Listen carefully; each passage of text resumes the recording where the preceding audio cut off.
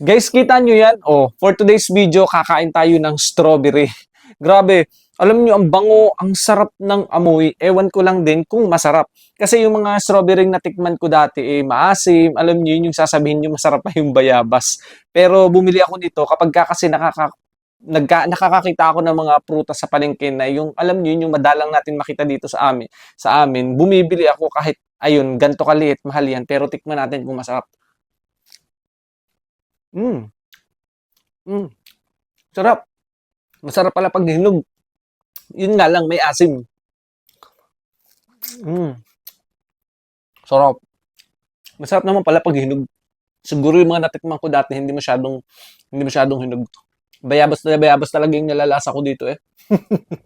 Oh, 'di ba? Para hindi laging sa aklat, hindi laging sa book, hindi laging sa drawing lang namin nakikita yung strawberry.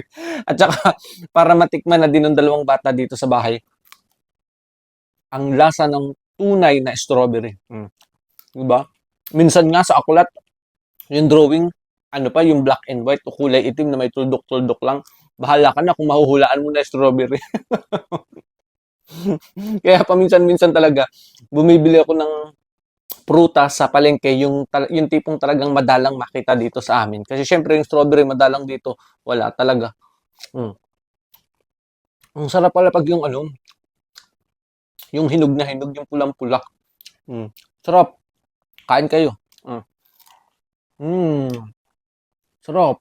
Ang sarap pala pag hinog Nabano na naman tayo. Mm. Ate, gusto mo? Mm. Mm. Gusto mo? Tikman mo kung real o fake. Sabihin mo sa akin na real o fake. Ang sarap. Grabe. Oh. Masarap pala pag hinog. Mm. Mm. Ang sarap pag hinog. Grabe. Mm. Ano? Real o fake? Masarap siya pag hinog pala. Dati. Harap. Mm. Ang sarap. O, inyo na lang. May tira pa. Maasim daw. Ang nakuha mo ay hindi masyadong pula. Dapat pala pulang-pula.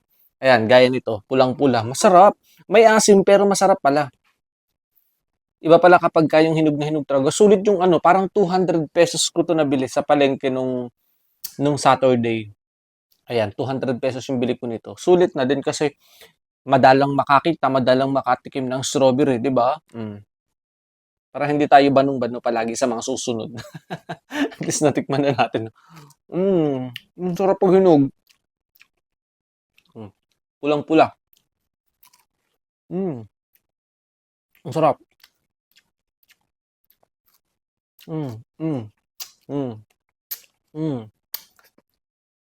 mm. May asim pero masarap kapag hinog. Di ba? Sarap. Kain kayo.